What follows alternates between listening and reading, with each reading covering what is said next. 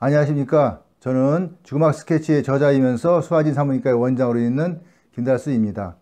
이번 시간에는 임사체험, 그러니까 근사체험에 대한 다양한 견해에 대해서 말씀드리려고 합니다. 근사체험, 임사체험이라고 하는 니어 데스 익스페리언스라는 그 용어는 미국 정신과 의사인 그 레이먼드 무디 주니어라는 사람이 처음으로 이제 언급을 하였는데, 그가 쓴 다시 산다는 것, 라이프 애프터 라이프라는 책에서 처음 이런 이제 니어 데스 익스페리언스라는 말을 사용하였습니다. 보통 죽음 체험이라고 이렇게 하는데, 그 사망의 정의에 부합한, 그러니까 심장이 멎었다는 그런 상태에서 우리가 이제 호흡이 정지되고 동공 반사가 없는, 그러니까 뇌사 판정까지 받은 거죠. 그런 상황이 됐을 때 경험하게 되는 그러한 그러니까 죽음에 갔을 때 경험했던 이야기를 이제 하는 것 같습니다. 주로 이들의 주장은 자신이 죽은 상태의 모습과 그 주위 사람들에 대한 증언이 많이 있습니다. 그러니까 자기가 죽었다고 선고를 받고 나서 그 자기의 주위의 모습들을 보았다, 뭐 이런 얘기겠죠. 환자의 연령, 성별 또는 인종, 종교, 뭐 교육 같은 거, 뭐 이런 거에 무관하게 이런 증상은 나타났었고, 또 대부분 환한 빛이 보였다, 뭐 아니면은 포근한 느낌을 가졌다, 뭐 그 외에는 죽은 사람과 이미 죽은 사람과 다시 조우를 했다 하는 그런 이야기들이 주를 이루고 있습니다. 그래서 이 임사체험, 그러니까 근사체험에 대한 몇 가지 이야기를 좀 계속 이어나가겠습니다. 먼저 임사체험의 주요한 경험담에 대해서 이야기를 하겠습니다. 임사체험을 하는 사람들은 주로 이제 긍정적인 감정을 가졌다. 그리고 자신이 죽었다는 것을 인식하는 것. 이미 세상을 떠난 가족들과 그 친지, 뭐 이런 사람들과의 만남. 또 터널을 통과한다는 그런 증언을 많이 합니다. 그 터널을 통과한 다음에 천상의 풍경을 관찰하였고 보았다. 또 체외 이탈 경험, 유체 이탈이라고 그러죠. 유체 이탈의 경험, 밝은 빛과의 교신, 다양한 색을 관찰하였다. 자신의 삶을 회고하기도 하였다. 라이프 리뷰죠. 삶과 죽음의 경계를 인지하였다 하는 이야기들을 주로 많이 합니다.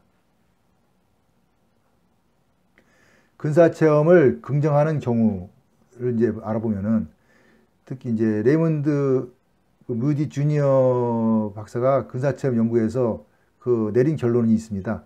이런 현상은 분명 존재한다는 것이고, 근사체험은 인종, 성별, 나이, 교육 수준, 결혼 유무, 사회적 지위에 관계없이 발생을 한다 하였으며, 종교적인 믿음은 크게 영향을 끼치지 않았고, 경험한 사람들은 자신의 근사체험을 실제로 확신한다는 것이며, 이때 약물은 영향을 끼치지 않았다고 하였습니다. 그러니까 종교가 있던 없던 근사체험은 고르게 나타났다는 거고, 어떤 약물에 의해서 일어나는 것은 아니라는 것을 주장하는 거죠. 근사체험을 환상이라고만 할 수 없으며, 종종 현실의 무엇과 비교할 수 없는 기분을 느끼게 하고, 근사체험 후 사람들은 죽음에 대한 공포를 극복하고 근사체험 전보다 더 삶에 감사하며 그의 삶이 긍정적으로 변했다는 것이 많은 사람들의 주장입니다. 이런 경향은 전부 나타나는 것은 아니지만 어느 정도 중복되어 공통점을 보여주고 있습니다. 네, 이와 반대로 근사체험을 부정하는 경우, 이런 경우에는 일반적으로 사람의 이제 심장이 멎으면 뇌로 가는 혈관이 멈춰서 10 내지 20초 정도가 지나면은 뇌파가 사라지지만, 근사체험은 뇌의 활동이 없을 때 일어나는 것으로 일반적인 의학 상식으로는 설명이 어렵지만은 몇 가지 유사한 방법으로 이 근사체험, 임사체험을 경험할 수 있다, 이렇게 주장을 합니다. 뇌의 축두엽 부위에 어떤 자극이 가해지면 유사한 반응을 보이고, 일부 마취제나 마약 등을 투여하면 비슷한 환청과 환시 경험을 하므로 이는 뇌의 기능이 마비되기 직전에 일어나는 그런 현상으로 보는 것입니다. 하지만 이를 반박하는 사람들의 그 주장은 약물이나 물리적인 자극으로 인한 그 환상의 경우에는 조각난 기억으로 연결이 일정치 않고 정리가 잘 안 되고 누구를 만나거나 회고하는 과정이 나타나지 않는다고 주장합니다. 또한 그 근사체험에서 만나는 사람들은 일종의 소망투사, wishful thinking이라고 해서 내가 원하는 거, 바라는 그런 바를 이제 그게 작용하는 거죠. 그래서 보고 싶은 사람을 기억해내는 것이라고도 합니다. 하지만 어린아이의 경우 부모가 살아있으면 잘 나타나지 않고 죽은 부모만 나타났다고 하기도 하고, 이런 경우에도 의문이 드는 것은 아버지에 대한 이야기는 거의 없었는데 아이들의 성장 발달과 그런 과정에서 친밀도와 연관성이, 그러니까 어머니하고도 친밀도가 있기 때문에 그러지 않나 하는 생각이 듭니다.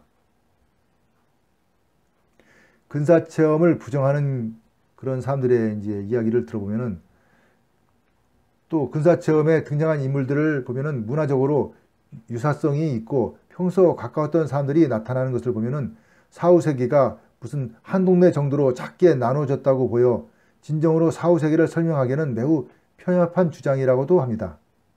제 견해로도 근사체험은 분명 존재하는 경험이고 앞으로 더 많은 사람들이 의학 발전에 의해 소생하는 경우가 많아 자료가 축적될 것이라고 보이고 연구가 계속되겠죠. 이런 현상을 정리해보면 이는 내가 심한 자고로부터 회복하려는 의학적인 과정의 경험으로 보는 것이 더 쉽게 이해가 될 수도 있다고 봅니다. 일부 사후세계를 믿는 사람들은 근사체험 경험은 사후세계에 대한 존재를 보여준다고 주장하지만 아직 그 누구도 경험자의 증언 외에는 그 실체를 설명하지 못하고 있고, 오히려 최근에는 과학적인 입장에서 대략적인 기전이 뇌과학자들에 의해서 알려지고 있는 경우가 많습니다. 인간만이 근사체험을 표현하고 경험하는 것은 일부 종교적인 입장에서는 인간만이 유일한 그 영혼을 가진 존재라는 주장을 뒷받침하는 것이겠지만, 이는 나 자신의 영혼이 도리어 나 자신만을 생각하는 것이 아니라 나 안에 있는 그 무엇이 나를 생각하게 하는 두 개의 영혼이 존재하는 모순적인 상태에 빠지는 일이 생긴다는 경우도 있습니다. 그렇기 때문에 인간만이 그 영적인 존재처럼 되기에 영혼의 문제는 매우 애매한 부분을 포함하고 있습니다. 동물도 꿈을 꾸고 자신들끼리 서로 소통도 합니다. 이거는 뭐 과학적으로 많이 증명이 된 이야기죠. 이런 과정을 통해서 동물들도 일부는 진화하면서 발전하고 있고, 또 애완동물도 과거보다 더 영악해지고 인간과 친밀해져서 서로 교감의 단계를 넘어 이제는 가족과도 같거나 더 가까운 관계를 형성하고 있는데, 이에 대한 감정이입의 교감을 해석할 수 있는 여지를 막아놓고 있지 않나. 또한은 동물들도 근사체험이 가능할지는 아직 잘 모르지만 모든 동물과 사람이 함께 경험하는 사후세계가 아니라면 지금까지 사후세계에 대한 논의는 뇌의 일시적인 혼동이 유발한 급격한 정기적 폭발 현상으로 치부될 수도 있지 않나, 이렇게 봅니다. 근사체험을 경험하는 사람들의 서구에서 봤을 때는 대부분은 사람만이 나타납니다. 물론 일본에서는 특별하게 고양이 같은 게 나타나긴 하는데, 인간만이 가는 그런 사후세계가 주로 이 근사체험에 대한 이야기에서 많이 나타나는 것을 보면 뭔가 이거는 좀 인위적인 거 아닌가 하는 그런 생각이 듭니다. 앞서 언급한 그 미숙한 아이들의 영혼은 진정한 영혼이 아니라는 문제도 생기는데, 근사체험과 사후세계는 온전한 성인들만의 전유물이 되는 것 같아서 아쉬운 부분도 분명히 있습니다. 또한 성인이라도 정신적으로 미숙한 경우나 뇌의 발달이 낮은 사람의 경우에 근사체험이 안 되는 것은 어떻게 설명을 해야 될지 좀 난감한 면도 있습니다. 그렇다면 근사체험은 인간만이 인간이 내에서 만들어내는 일시적인 새로운 감각의 반응으로 해석하는 것은 어떨까? 저는 이렇게 질문을 드리고 싶습니다. 그래서 저의 입장에서는 임사체험이나 근사체험은 의학적인 증상, 심톰이라 그러죠. 또는 사인, 징후라고 이렇게 볼 수 있다고 저는 생각합니다. 의사가 되기 전에 진단학을 배울 때 그 어떤 환자의 상태를 심톰, 사인, 그러니까 증상이 되죠. 증상과 징후, 사인을 통해서 우리가 이제 진단을 하는 것을 배웁니다. 이 어떤 병이라든가 질병이라든가 어떤 상황이 있을 때 나타나는 독특한 그 현상, 그러니까 그걸 심톰 사인이라고 볼 수 있는데, 이제 앞으로 심폐소생술이 발달하면서 이런 임사체험의 현상들이 더욱 많아지고 자주 발생한다면은 뭐 이거 특별한 경험이 아닌 뭐 하나 이것도 근사체험의 현상을 죽음 직전에 나타나는 의학적인 증상, 심톰이나 증후, 사인의 하나로 받아들일 수 있지 않나 하고 저는 생각합니다. 그러니까 예를 들어서 감기에 걸리면 목이 아픈 증상이 있고, 충수염이 걸리면 우측 하복부가 아프다거나, 뭐 결막염이 생기면 뭔가 눈에 아른거린다거나 하는 것처럼 근사체험의 다양한 현상들도 특별한 영적인 체험이라기보다는 근사체험을 진단하는 하나의 있을 수 있는 증상, 심톰군으로 이해할 수 있다는 것입니다. 즉 이야기는 임사체험에 대한 이야기를 환자가 하였다 하면은, 아, 너는 정말 죽을 뻔했구나, 너는 정말 죽음의 직전까지 갔다 왔구나 하는 그러한 증상과 그러니까 증상과 증후로 이해될 수 있는 부분이 되지 않을까, 이렇게 생각됩니다. 근사체험 후 그 삶의 변화가 있었다는 이야기가 많습니다. 그래서 근사체험에 대한 아주 긍정적인 면인데, 근사체험과 그 사후세계에 대한 경험의 존재를 논하기 전에 긍정적인 측면이 분명 있다고 봅니다. 연구에 의하면은 그 근사체험을 했던 사람들의 삶은 다른 사람들에 비해서 공감과 이해의 수준이 향상되었고, 인생의 목적이 더 확고했고, 남을 배려하고 봉사적이며 좀 더 영적으로 숙성된 삶을 살고 있다고 합니다. 특히 죽음에 대한 공포나 그러니까 두려움이 현저히 줄어들었다고 합니다. 이는 근사체험의 그 삶의 질에 매우 큰 영향을 주는 것이고, 죽음에 대한 가치를 더 높여주는 것으로 보입니다.